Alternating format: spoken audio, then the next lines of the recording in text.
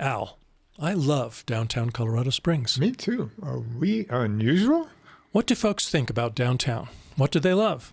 What needs improvement? We're not the only ones asking these questions. We'll talk with a downtown expert next on Loving the Springs, the podcast that celebrates the best of Colorado Springs and Manitou and strives to elevate the rest. This is Studio 809 Podcasts, informing, connecting, and empowering the residents of the Pikes Peak region.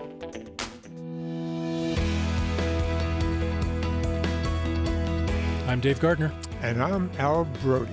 We are sitting in the Studio 809 Community Podcast Studio at the Next Us, a professional cooperative environment for small businesses in downtown Colorado Springs. We're joined today by Chelsea Gondeck, the Chief Operating Officer of the Downtown Partnership and Executive Director of the Downtown Business Improvement District.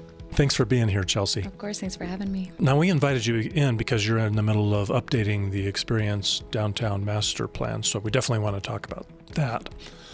But first, maybe fill us in a little bit about the Downtown Partnership and its various components. Do you mind doing that? Yeah, for sure. So the Downtown Partnership is a nonprofit that's really meant to be the advocacy arm for downtown. So we're a membership organization. So people who, believe in downtown, appreciate downtown, love downtown, generally join our organization. But as the partnership, we oversee 3 other organizations. So one would be Downtown Ventures. A lot of people really know that one for their Art on the Streets program that brings 12 new pieces of public art every year. But they also do other community involvement programming. Another is our Business Improvement District. Its mission is to make downtown feel really welcoming, clean, safe. So you see those beautiful flowers, you see the lights in the trees, and that's really their mission. And then last, we have the Downtown Development Authority, and their mission is really to bring economic and physical development to downtown. It's complicated. We got a little bit going on over there. And I'm sure you're getting A+ in all of these missions. I mean, we're trying our hardest. But there are some challenges there, too, aren't there? Certainly, yeah. But I think we do have one of the best downtowns around. Love to hear that. I'm a fan. We do. Yeah. That's why we're here. But I'm kind of biased because you're talking to a guy who, when he was 15 years old, hopped on his bicycle and rode downtown to go to the movie. Yeah, and very nice. Yeah. Go to May D&F, the department store downtown. And That's before my time, but I'm sure it was a great department store. Long before you were born, yeah. Go ice skating at Plaza of the Rockies. Yeah, I've heard that story. I work in that building, and I didn't know that there was a rink until like the last 2 years. That's pretty funny. Yeah. So what's first on your agenda for today? What are the most important things that you would like to share with the people listening? I would really like to talk about how we're updating our master plan and just a broad understanding of what the master plan is for our organizations. Our current master plan, Experience Downtown Master Plan, was really building off of our prior master plan, which was Imagine Downtown. And we really wanted to make sure that people coming downtown got an experience. It really guides the development choices and catalytic opportunities and sets the agenda for the work that our organizations do. So we want to be strategic and intentional about how we're building a world-class city, right, and a world-class downtown to go with it. So it explores a lot of land use and thematic elements on how we build our town. And that current plan has 8 goals with several dozen action steps on how we progress to that goal. And it also serves as the plan of development for one of our organizations, the Downtown Development Authority, and we're updating it. Now, does any of it have the force of law or have extra influence with city government? You know what I'm asking? Yeah, how do they work together, essentially? Yeah. So both the Downtown Development Authority and the Business Improvement District are quasi-governmental districts. So their budgets, their resources are essentially approved by City Council. But in terms of the partnership, it's really just an advocacy organization. So we don't pull any additional weight, I would say, with the city. It's just that we have our own resources through those organizations, and our plans drive how we want to use those resources. So as opposed to having any sort of, compliance requirements, we're really on the incentive side of helping our businesses and development. You have a lot of cred. Glad to hear it. I hope that continues. You're a military brat, and I have military experience. Yeah. And one of the things I learned in the military is there was a lot of smart people before me who developed things. Yes. Is there another city or town that we try to emulate or best practices from some other towns?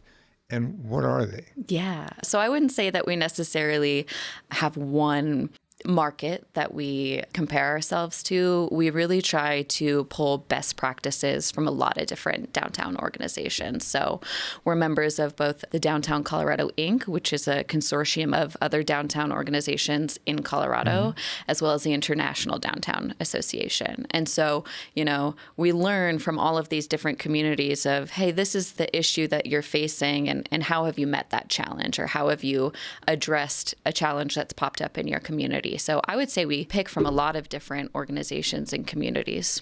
You're reworking the plan. Yes. And if somebody's interested, if somebody is kind of like Al Brody and has an opinion on just about everything, about what works and what doesn't, he's a true... If there's one thing I have, it's opinions. Yeah.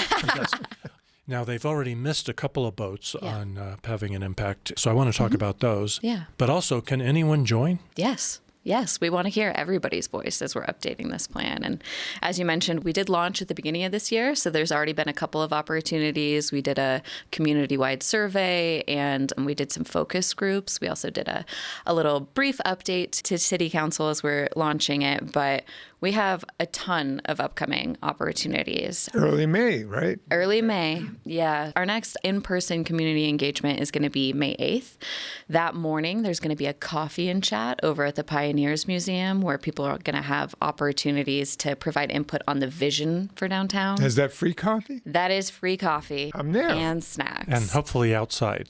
Hopefully outside. We do have plans in case, our lovely Colorado weather doesn't agree with us that day, but our intent is to have it outside, really capture people as they're walking by, but obviously letting people know in advance that we're going to be there. Just like the bike to work breakfast used to be. Yes, exactly. And what are the hours on that again? That coffee and chat is from 7:30 to 9:30, so that's a morning option. Now, that day we're also going to have an evening option if you're not an early riser like some of us, but that'll be from 5 to 7, and we'll start over at the UCCS Downtown campus, and they'll do kind of a brief kickoff and then do a walkabout downtown, talking about some of these catalytic sites in our downtown. So you're not expecting 50 people to show up at that? Oh, they might. We'd be You'd prepared ready? for them. Okay. Yeah. Got the bullhorn ready? I bet they have more. So you don't have to be a member to come to these events, but you could also join at any point. And if you're a member, you probably have a little bit more of an inside track on staying up to date on this. Not necessarily, right? It's a public plan, just like most of the city's plans, and our intention is to get as many voices to the table as possible, right? Downtown is an asset to the entire community, and a strong downtown benefits our entire community. So we want voices from all over, certainly not just our members. I'm going to take us down a rabbit hole. Yeah. Let's make it brief. But I was thinking about this morning, about how, I definitely classify myself as a downtown booster. Yeah. And we have plenty, but we need downtown boosters. Downtown's an important cultural and historical hub, but I don't feel like we need Briargate boosters. What's different? Why don't we need Briargate boosters? Free parking. Oh, no. That's why you don't need boosters. Al, I think you're saying that Briargate and shops at Briargate. there's no shortage of parking. That's why they don't need boosters. No one brought up parking in any. Never. It's not always, the top one or two things that people talk to us about. But that's a great segue to the next question I wanted to ask, which is, what have you learned so far from the focus groups and the survey? Yeah, we've heard that people love downtown, but that there's certainly issues. There's big perceptions of safety concerns with downtown, and I think a lot of that has spun out of COVID and kind of what we've seen in other downtowns. But I would say that our downtown has done significantly better coming out of COVID than a lot of our competitors when you're looking at vacancy rates, when you're looking at return to office rates, when you're looking at businesses remaining open, thriving, some of them seeing the best sales they've seen in 10 years. But I would say that a lot of people who aren't quite sure what downtown means to them as community members, as opposed to people who are coming in and visiting from out of town. I don't know. I think we need a better answer than that. Oh, no. Yeah, we want the details. Okay, let's see. Top input that we've received from our stakeholders so far is that they love downtown for the locally owned businesses. They love going and shopping at a little boutique that has the coolest items that they've seen, something that you can't get on Amazon, say. Yeah. They also love all the new opportunities for cool restaurants to try or unique bars with cool themes. But I'll say that there's also what's risen in some of the conversations is perceptions of safety, right? Is downtown activated? Is it safe to walk around downtown? Are the storefronts filled? And parking. There's always parking. Yeah. And parking, that's an interesting subject that Al and I have had many conversations about that. We're both bicycle advocates. So the easier you make it to park, the less you encourage people to get on their bicycles and ride down here. So I'm conflicted. I grew up in New York City, actually in the Bronx. And as a 10-year-old, I had access to the entire city because of the subway system, which when I was a kid was a dime. And then it went up a lot because the next coin was a quarter. It jumped quickly. But as a child, I could afford to travel all over the city, and it was relatively safe. I mean, you're still a 10-year-old out and about, but you could physically do that. I don't think we have that. You don't have a kid up in Briargate feeling like they could jump on the bus and go experience Acacia Park. Yeah. And I could go experience Central Park as a kid. That's the difference. But New York is set up a bit differently. Yeah. And they have borough presidents. And I think we need a downtown borough president, which would probably start other presidents for other areas. But just a thought. Tell me what a borough president is. It's an elected official in addition to city council. It does basically what the BID does, the Business Improvement District. Okay. So that's why I asked about what models are you using and what is working in other places. But that's a person who has people under them. It gets community. Yeah. So instead of doing a survey, you have 50 people that are ears to the ground. Yeah, grassroots, yeah. And you don't have to spend a lot of money on a survey and take years to do it. Yeah. You have all these people that they're really talking about what's going on. And wherever I go, and I travel all over the country, it's the first thing you feel that makes you feel unsafe is an unhoused person.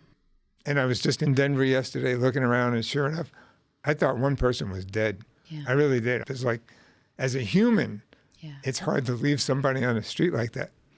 But I did, just like everybody else. And if you see that, your whole impression of the entire city has gone downhill. Yeah. And I think that's the essence. We really got to watch that. And you got to have a place to park. Well, those are two different things. They are. But those are big ones. Yeah. So you brought up the homelessness, and I know that's definitely an issue. And I frequently bike from home to downtown, and I go through a couple of those tunnels, and it's frustrating, if not scary sometimes. Yeah. But that's a trail system thing.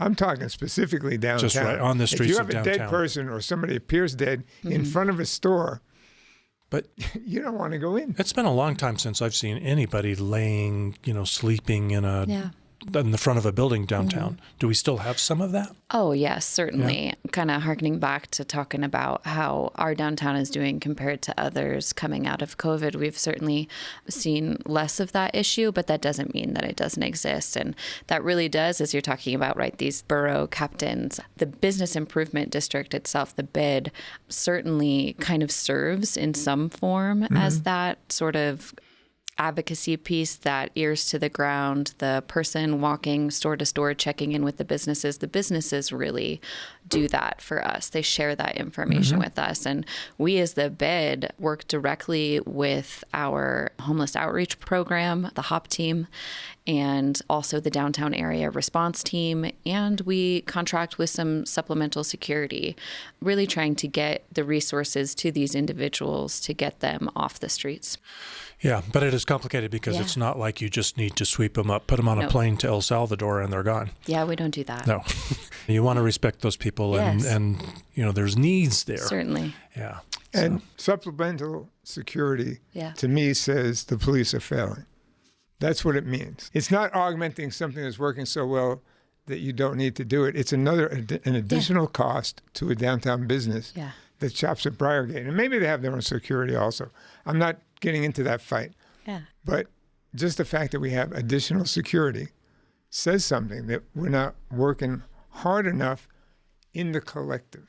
Well, I would like to kind of tangent off of that. Like, I think that it's more so the fact that a lot of the issues that we're running into downtown that our businesses are facing, that are calling our supplemental security for, are de-escalation, right? So we don't need an armed sworn officer showing up to help manage someone who's maybe having a mental health crisis or just needs resources. So a lot of the resources that our supplemental security provides, kind of in terms of that de-escalation, doesn't require police presence. Yeah, it's not the police department's job to solve homelessness. True, that takes a whole village. Yeah. I was a bouncer in college. I never considered myself additional security. Yeah. But that's interesting to know. So the security officers that I see riding around on bicycles, they are not just mall cops. No. And they're contracted out of the business improvement district to kind of be another asset to our businesses. And they are good at de-escalation. And yes, incredible. They even offer de-escalation trainings to our downtown businesses. Nice. Wow. Yeah. That's great. Yeah. Very cool. So maybe we should circle back to parking. Yeah. You know what? Of course. Can't ever get away from parking. Our parking garages are never full. There's Correct. always parking, but there's this, Perception. people really don't Yes. want to go park in a garage, do they? I think it's a product of, downtown Colorado Springs is growing up, right? We've been this small, big city for a really long time. And, as we're talking about Briargate and, the Powers Corridor, Interquest, these other areas where we're seeing a lot of commercial activity, people are used to parking in a parking lot immediately in front of wherever they're going. But they don't expect that when they go to other cities or towns, right? So I think it's just a process of education and understanding. Like, they're not used to having to go to a parking garage in our downtown. Yet, as you said, they have capacity. They're available. They're safe. They're clean. You're protected from the weather elements in Colorado when you park in a parking garage. Never more than 2 blocks away from wherever you want to go. Yeah. Pretty Exactly. much. Yeah. True. Certainly off of the Tejon corridor, yeah. Yeah. Are they doing anything about this cruising? And Fort Collins has this problem also. Yeah. There's a section of, I forget the name of the street, College Avenue in Fort Collins, Yeah. that is very much like Tejon. Yeah. And lately, it is people with their hopped up cars, their tuners, their motorcycles, their illegal motorcycles, and they want to drive right where people are and make as much noise. And they're making the amount of noise that you would hear at a racetrack Yeah. Oh, I know. and beyond. This is not just Yeah. a loud, gee, that car is loud. This is like, you're hurting my ear kind of thing. And we're trying to improve Tejon where you can eat outside. Yes. Is there something going on to deal with that specific activity? Yeah. So we hear this, right? The nice ambiance that you want to have sitting out on a patio, or even some of our downtown residents with their lofts, and hearing this on Sunday mornings in particular seems to be the time to do it. This is really where we come in as the advocacy arm, and we have to work with other service providers in our city, because there's nothing that we can go out there and do to stop these people. I mean, there's certainly ways that we can build our environment, that traffic calm, and make it more difficult for these people to kind of practice like that. Yeah. But it's really where we show up as a voice when we hear it from our businesses and when we hear it from our residents, to talk to the city about how we can mitigate those issues. The city had a program. This is CSPD, Colorado Springs Police Department, had a program called Ride Friendly. Ride friendly. Ride Friendly, the intent was, we will let you break the law as far as noise. Just don't be obnoxious about it. And it was specifically for motorcycles. Interesting. So we have the program. We just have to resurrect it. And it was, if you have a loud car and you drive through the area without making it obnoxious, more power to you. We're not going to enforce that law. But there is a law for how loud you can be. Yes, there is. So it's not that they're not actually breaking the law when they do it. They are. Yeah. And I think we should really bring that back. It exists. The police department knows about it. And start ticketing the people who are obnoxious. And they really have no place to go. I mean, you've got them trapped between blocks. So See, I've never heard of that. We need that input to know about that program. I told you Come tell us that at the master plan. There's people that have good ideas in the past or someplace else. Well, bring them back up. Back in the Fred Flintstone days, I want to say 19... They didn't make as much noise. Yeah, I have a hard time. 1970, somewhere around there, the police department put one officer in charge of noise abatement. They had somebody whose job was to try to quiet all that. Yeah, this isn't new. It's just I'm happening. assuming we don't have somebody in charge of that anymore. I'm pretty sure any sort of noise complaints falls to code enforcement, so that's my understanding. Yeah. But that's something that affects everybody that's downtown at that moment. The environment, And if you eat outside and you literally have hurting hearing, you're not going to want to do that again. Yeah. So it's a one-shot deal. You can really ruin somebody's experience because some jerk or many jerks made it very difficult to just exist. Yeah. Eating outside downtown is one of the great fun things to do. It is. Most of the time. Personally, and you probably try to avoid ever talking about turning Tejon into a pedestrian mall because... I wouldn't say avoid. I think the shops downtown would do better. They would all do better if people weren't, thinking, oh my God, I'm not going to shop if I can't find a parking slot right here in front of this store. If they came down on Sunday morning and planned to spend 3 hours having a good bagel and cream cheese and coffee and walking and saying hi to their neighbors and popping into a couple of shops. But I don't know, do you think that will ever happen? Or can you predict? Ever? Potentially. Yeah. In the near future? Probably not. I'll just go back to, as we're talking about how our downtown is really growing up, right? And as you said, people would linger and spend more time going from place to place if, they're, say, parking in a parking garage and walking up and down the streets of downtown. But I don't think that we're there yet. I think we need more density, we need more foot traffic, and we have to, really get the perception and the understanding of our downtown out there to people who are coming downtown to realize that as a growing city, that's what you expect. Yes. But you are working on some things right now, aren't you, to make outdoor dining more fun? There's a pretty big project going on right now. Should we talk about that? Of course, I would love to. Yeah. It's actually a project of the city, and it's the Tejon reconfiguration or Tejon revitalization. Actually, in our current master plan, the Experience Downtown Master Plan, Tejon is identified as a signature street, also a pedestrian priority street, right? Can we call it the signature street? It is one of, I think, 2 we have identified, but it is truly the signature street. Is Colorado Avenue in Old Colorado City the other one? What is the other one? Those are outside. Old Colorado City is really outside of what we consider the downtown boundary. So there are 2 streets. What is the other street? Yeah, I think the other one might be Pikes Peak. Oh. Don't quote me on that, Okay, but I think so it might crushed. be. 2 couple blocks of Pikes Peak. Yeah, I would agree with that. Okay, Yeah. I was thinking another straight street where you, I can't think of No. it. It is Tejon. Yes, it's really our main drag. Yeah. But as a signature street, right, we want to make it have spaces for outdoor dining, spaces for people to walk around that are accessible and safe, for there to be space for growing and flourishing tree canopies, for lights in the trees, for public art to be placed. So the Tejon Revitalization Project right now is in the first block of that. And what they're doing is expanding both the area where restaurants have outdoor dining, as well as expanding those sidewalks so that there's more space for people to walk around. Wait, that means there's less space for cars. OMG. You got to take it from someplace. Yeah. It is a pedestrian priority street. I like it. That's pretty cool, but it was already 1 lane each direction. It was. So you're not eliminating those lanes. Correct. We are still maintaining the 2-way traffic on Tejon.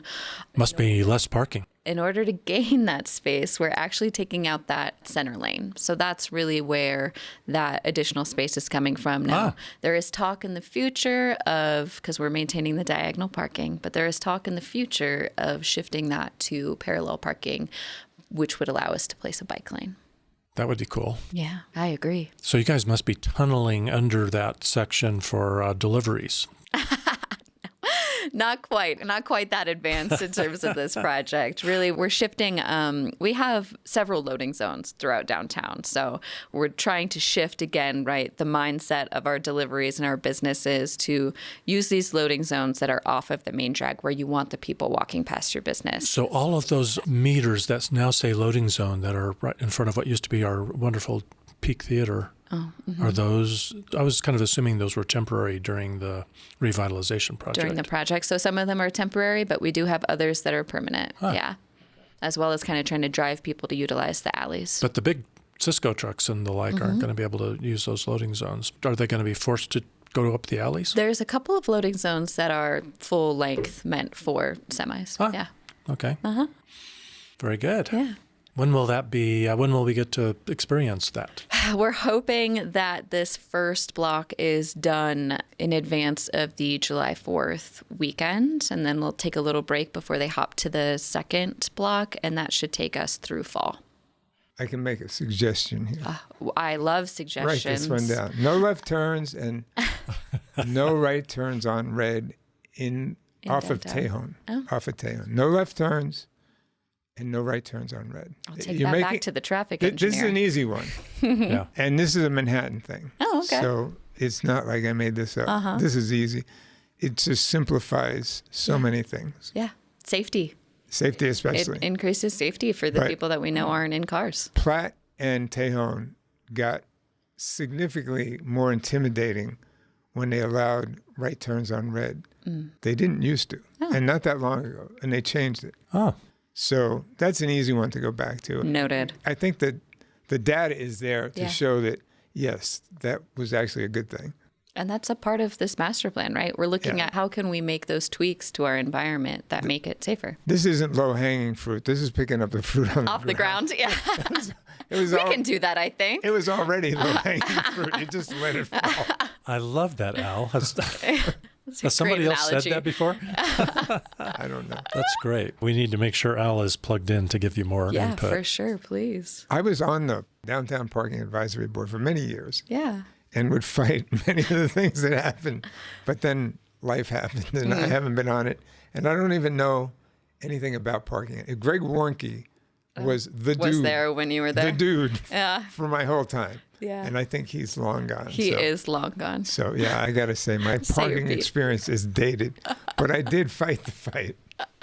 Let's revisit the process a little bit. When will the plan be in the review stages? And I'm guessing if it's in review, it could still be tweaked, right? Otherwise, why review it? Yeah. So before we get to a plan, a full draft of a plan that we will, at that point in time, get more public input on, we're going to do several more events, several more surveys, several more opportunities for people to provide input, prioritize, give ideas. But we're shooting for the end of this year to have a full draft plan. And at that point in time, people can respond to anything and everything within the plan, and we'll tweak it a little before it goes before City Council for approval.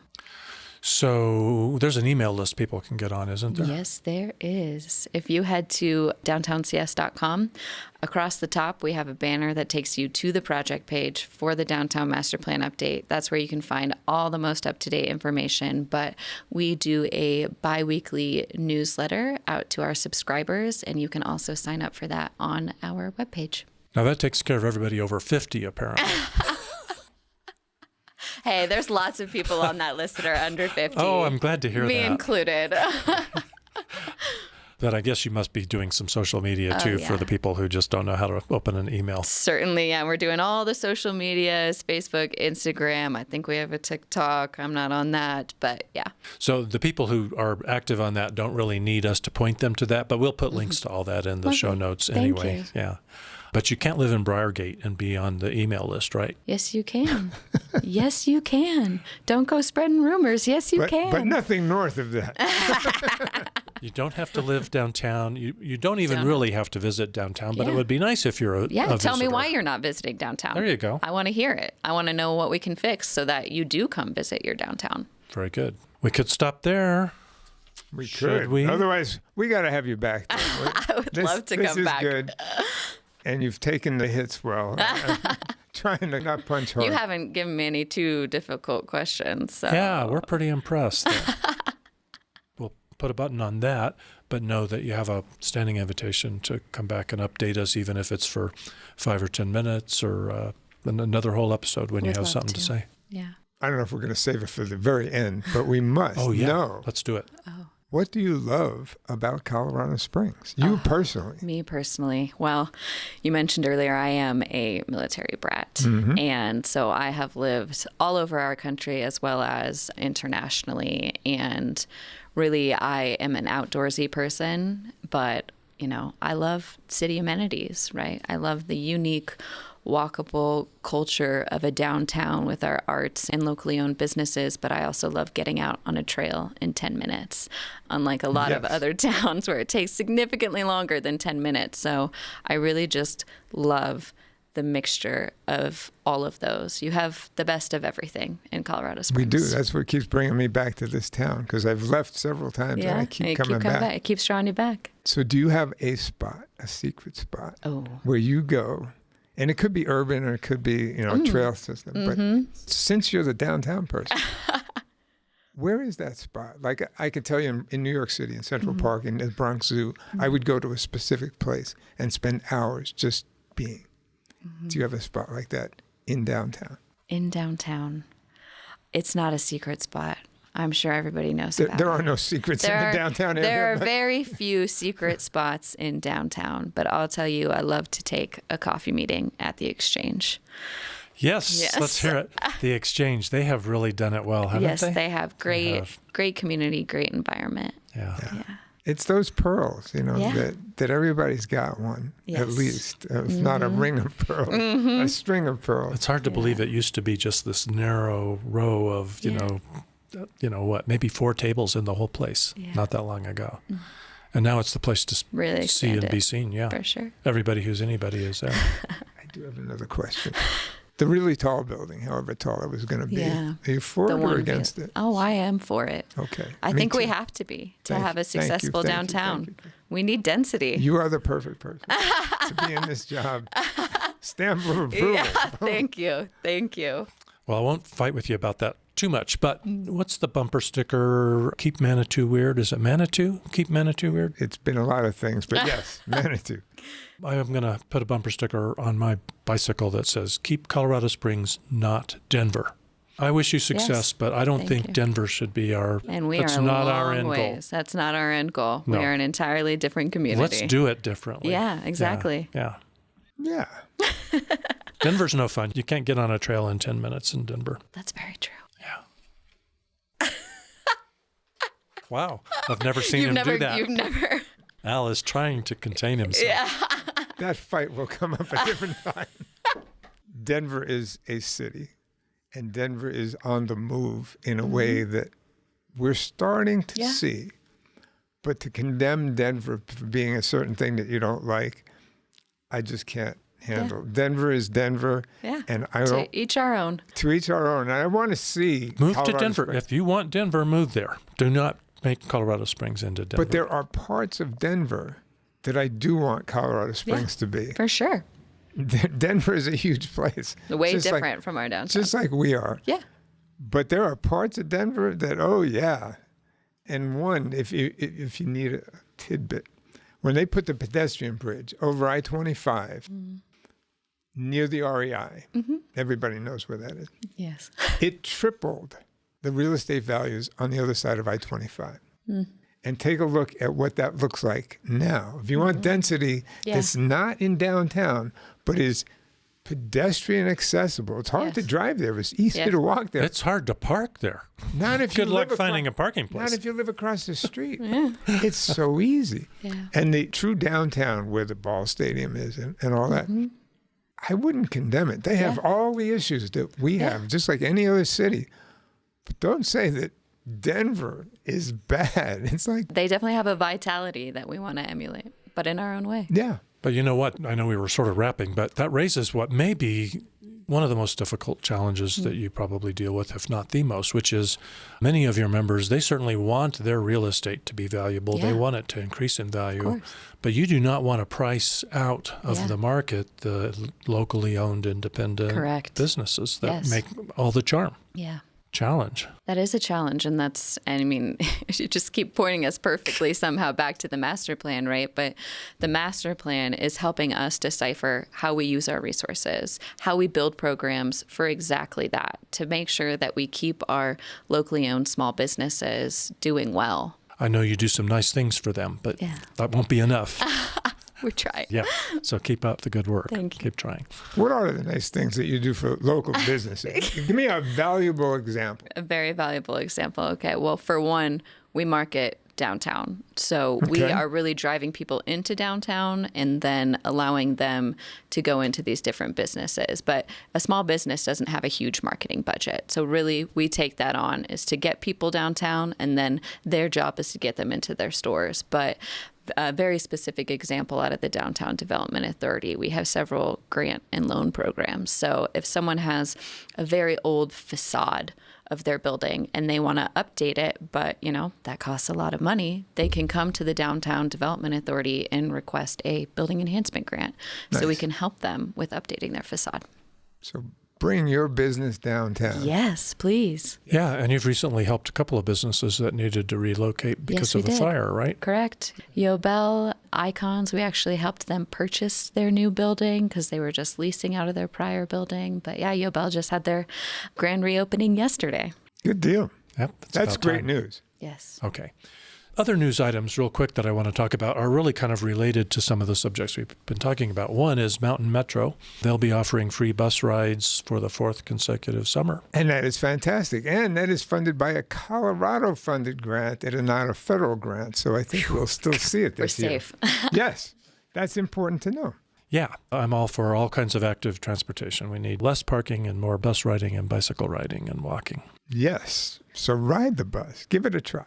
It's interesting. Mountain Metro ridership spiked during the 2023 program from about 223,000 riders a month to 314,000, 36% bump in ridership. Not bad, but I think we can do a lot better. I know it's not easy to ride the bus. The downtown shuttle is one of my favorite buses, and we'll have you back to talk about that sometime. Would love to. Yeah. Because I know Al will have 10 minutes or 15 minutes of things to say about that. Savannah. That's all I'll say. Savannah. Okay. And then e-buses, there was kind of an interesting news item about e-buses. I think we had 4 from a grant program, or maybe 6, I forget, a small number. Mm-hmm. But we're down to only 2 running because they're having a hard time getting parts for maintenance because the company they bought the buses from is in bankruptcy. Well, before the current Tejon shuttle, we did have an electric bus running up and down Tejon. That's right. Before your time, maybe. And as far as I know, this is how old it is. It was lead acid batteries. Probably was. It didn't work too well. It didn't, considering. Might be telling. Unless you've been in a parade on Tejon, you don't realize that Tejon is uphill in one direction and obviously downhill in the other direction. And it's really easy to go downhill with a heavy electric vehicle. Mm-hmm. But coming back up, it just kind of kills it when it's cold. So it was a total failure. But we got these buses. They were surplus from another city. It was a nice test, but it didn't work well. And Savannah. That's all I want to say. I'm putting that in my mental notes. Savannah. Savannah. Well, explain. So anyway, the Mountain Metro folks have decided apparently that hybrid is probably a smarter way to go. And that might make a lot of sense. So they've ordered 6 hybrid buses that they hope to have in service by the end of the year from 2 different sources. So everybody's learning. So it'll be interesting to see what those look like, and more power to them, because we would like to see less fossil fuels being burned. Agreed. I think we can all agree on that. For sure. Yes, indeed. All right. Chelsea, thank you so much for coming in. It's been a real pleasure, and I hope we'll see you again soon. Yes, you will. It's been great. Thanks, guys. So thanks, everybody, for listening to Loving the Springs. Be sure to follow this podcast to keep up on what's going on, what's going well, and what could use some improvement. Share it with your friends, family, and colleagues. And be sure to visit studio809podcast.com to check out the amazing lineup of community podcasts. Find your new local favorite podcasts here. And I will see you on the sidewalk in downtown Colorado Springs. Catch you next time.